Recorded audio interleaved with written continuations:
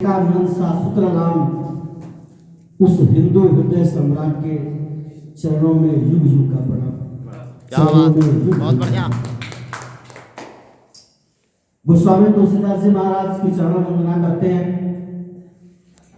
हनुमान जी की असीम कृपा विवेकानंद के अंदर थी, जैसा कि हमारे अग्रज बता चुके हैं। यहाँ तक कि गोस्वामी तुलसीदास के सारे कांडों का भी जिक्र हुआ। सुंदर कांड जिसमें प्राथमिकता दी गई, बहुत से कथावाचक। जिंदगी में भी सुंदर कांड का होना जरूरी है। और सुंदर कांड कब होगा? जब किष्किंधा कांड से थोड़ा आगे बढ़ेंगे और लंका कांड से थोड़ा पीछे, बीच में बढ़ता है सुंदर कांड।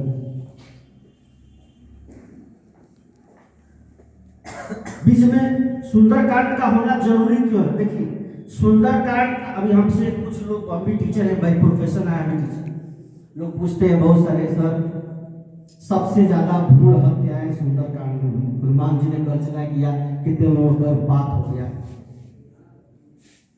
लंका जल गई पूरा, रावण का सब तहस नहस हो गया। कंस्ट्रक्शन का कार्य जो है किया गया। तभी गोस्वामी तुलसीदास जी महाराज कहते हैं कि यही सुंदर कांड है। थोड़ा सा पृष्ठभूमि में जाऊंगा, राम कथा की बात हो रही, जहाँ राम कथा होती है हनुमान जी आ जाते हैं। किष्किंधा कांड में केवल और केवल विचार होते थे। सीता जी को रावण हर के ले जा रहा था, सुग्रीव अपने सचिवों के साथ बैठ करके विचार कर रहे थे। लक्ष्मण जी ने पूछा कि जब सीता जी को रावण हर के ले जा रहा था, आप लोग क्या कर रहे थे? उन्होंने कुछ अपने जेवर वगैरह उस पर्वत फेंके भी थे, सीता जी भैया फेंके। तो सुग्रीव कह रहे थे कि हम सचिवों के साथ विचार कर रहे हैं। लक्ष्मण जी नाराज हो गए, बोले कि भैया चलिए यहाँ से, ये केवल विचार ही करेंगे, इनसे काम होगा, चलिए छोड़िए इनका, ये केवल विचार और विचार करेंगे। थोड़ा सा आगे जाइए तो लंका कांड में रावण कह रहा है कि भाई सारे बंदर तो आ गए हैं, और विचार क्या करना है, हमारे भोजन है, खा जाना है, विचार क्या करना है? तो जो भी बिना विचार वाले काम हुए सब लंका कांड में हो गए। सुंदर कांड बीच में पड़ता है। हनुमान जी ने विचार किया, गिर पर चढ़े लंका कभी देखी, कहीं न जाए अति दुर्ग विषय। विचार किया तो मशक समान रूप कपि लंका में प्रवेश किया, विचार किया, तुरंत मच्छर के समान जो है। अब कोई पूछा सर, मच्छर के समान हनुमान जी हो गए तो मुद्रिका कहाँ गई? जिसको प्रभु मुद्रिका मेल मुख माही, जलधि लांघि गए अचरज नाहि।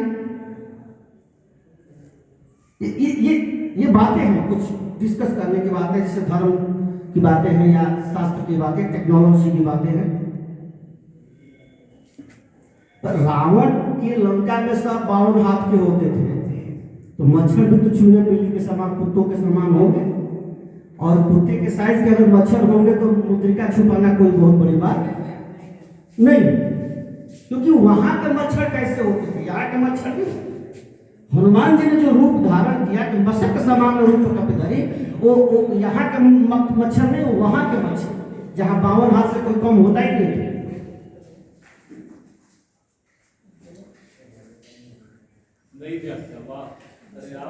इस तरह की बातें होती है, बहुत सारी बातें। प्रभु मुद्रिका मेल मुख माही, जलधि लांघि गए। मुद्रिका क्या मुख में रखने की जगह है? हनुमान जी ज्ञानी नाम अग्रगण्यम है, वो मुद्रिका को मुख में क्यों रखे? क्योंकि उस पे राम नाम अंकित अति सुंदर। राम का नाम तो मुख में रखने की जगह है।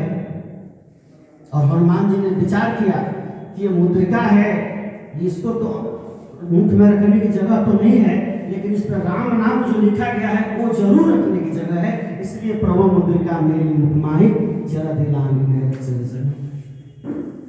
इस सुंदर कांड की बातें हैं जिसमें बहुत सारे इंस्पिरेशन, मोटिवेशन और गाइडेंस की बातें हैं।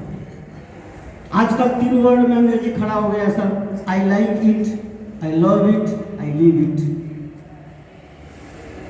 I like you, I love you, I live you. पसंद कर तो कब आई लाइक यू, कब आई लव यू में कन्वर्ट हो गया, उसके बाद से आई लिव यू अंग्रेजी बस इतनी। प्रेम की कोई जगह नहीं। अभी बात करें प्रेम की बातें पर, भगवान श्री कृष्ण ने कहा है कि हमसे प्रेम करना ही आसान है, हमको समझना बहुत कठिन है। तो जो आसान काम वो करो। भगवान श्री कृष्ण ने कहा प्रेम करना आसान है, हमको समझना है उद्धव जी, हमको समझना ही कठिन है। आप ज्ञान के प्रतीक हैं, ग्वाल वालियां प्रेम करती हैं, हम उसके सामने कुछ नहीं कर सकते, प्रेम करती है। आप हमको ज्ञान से समझना चाहते हैं जो कठिन काम है। हमसे प्रेम किया जा सकता है, प्रेम की बातें करें, प्रेम करिए। बहुत सारी बातें, मंदिर मंदिर कपिकर शोधा। अरे लंका में कितने मंदिर थे भाई, थोड़ा काउंट करके बताइए। हमारे बुद्धिजीवी वर्ग इसको बताया कि मंदिर मंदिर कपिकर गयो दशानन मंदिर माही, खोज का विषय देखिए। वाह, गयो दशानन मंदिर माही। क्या लग रहा था वो ईश्वर। हनुमान जी महाराज बताइए कि लंका में कितने मंदिर थे। एक नया शोध है? काम कीजिए। अभी कहते हैं तुलसीदास जी कहते हैं कि लंका निश्चर निकट निवासा, यहाँ कहाँ से जनकर वासा। और हनुमान जी कहते हैं मंदिर मंदिर कपिकर शोधा। कितने मंदिर थे, बड़का विषय। कितने मंदिर? क्या बात। लेकिन देखिए यही भावना है, भाव की बात हो रही है। जगत जननी पारंबा लंका में है, इसलिए हनुमान जी को सारी लंका मंदिर ही दिख रही है। जहाँ साक्षात पारंबा है उस जगह को मंदिर नहीं कहिएगा तो क्या करिए। यह देखिए उत्तर मिल गया। वाह, जगत जननी पारंबा है। ये हमारे भाव शब्द में समा दिए। देखिए और एक बात गुरु जी थोड़ा सा गुरु की बात में बताना चाहता हूँ। कविताएं तो होती रहती है, होंगी। क्या बात।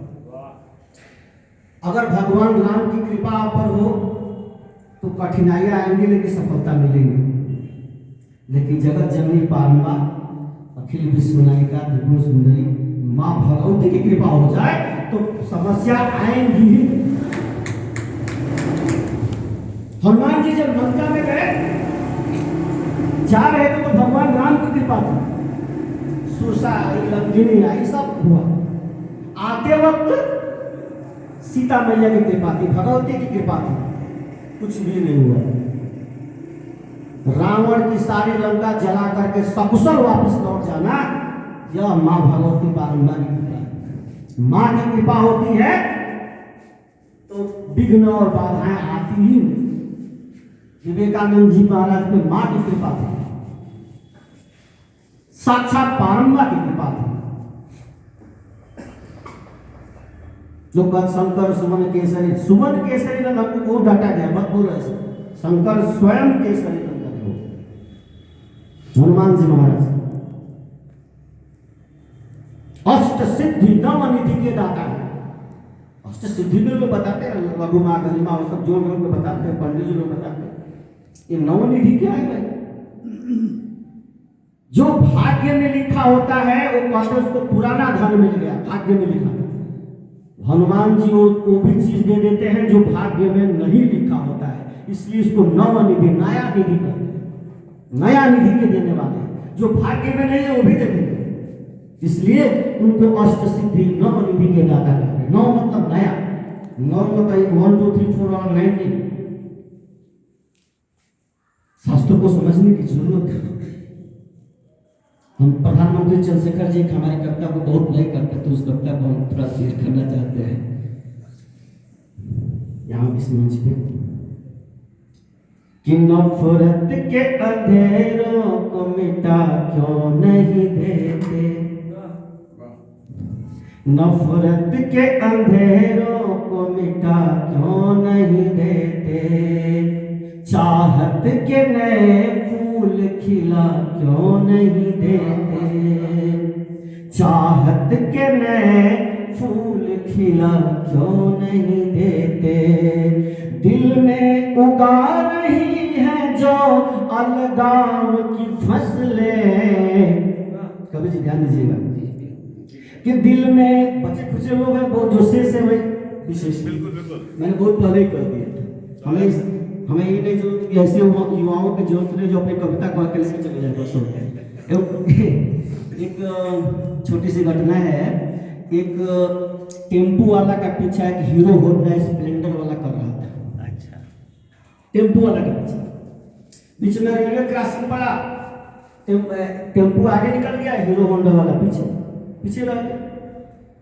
हीरो होंडा वाला चिल्लाया, बोलो उस को टेम्पो वाले को क्या बात है भाई, क्या बात है? अरे तुमको क्या पता, वो टेम्पो वाला मेरे को एक कविता सुना गया, मेरी कविता सुने बगैर भगे जा रहा है। तो कृपया ऐसे लोगों को न बुलाइए जो अपनी कविता सुना जाए और हमारी कविता सुने बगैर भगे जाए, है ना? तो इसका भी ध्यान रहना चाहिए। हम अंतिम सांस और अंतिम कवि तक सुनेंगे, हम सुनने के लिए आए हैं। अंतिम सांस और दम निकल जाए तो अलग की बात है, दम रहेगा तो दम रहेगा। अच्छा अपनी बात करें। हाँ, चित्तरंजन जी बहुत अच्छा निजामन करते हैं, हम लोग हंसी मजाक भी करते रहते हैं। दो चार बात घटनाएं हमें याद आती हैं। और इसी में एक बात हुई जैसे अंतिम सांस, तो समझ लिया सुनने वाला कि अंतिम सांस। दूसरी बात चित्तरंजन जी की बात एक थोड़ी सी बात अच्छा नहीं ये बातें सांस आप रखे हुए हैं, उसकी भी व्याख्या आप करें। क्योंकि आपकी एक आदत है, उस आदत को मैं कविता में बताऊंगा कि युद्ध पर निकलते हैं तो ढाल भूल जाते हैं। युद्ध पर निकलते हैं तो ढाल भूल जाते हैं। युद्ध पर निकलते हैं तो ढाल भूल जाते हैं। ये अजब शिकारी हैं जो जाल भूल जाते हैं। क्या बात है, वाह वाह। ये अजब शिकारी हैं जो जाल भूल जाते हैं। और छोटी सी बात, गुस्ताखी माफी। प्रेम में इन्हें यारों जो भूलने की आदत है। प्रेम में इन्हें यारों भूलने की आदत है।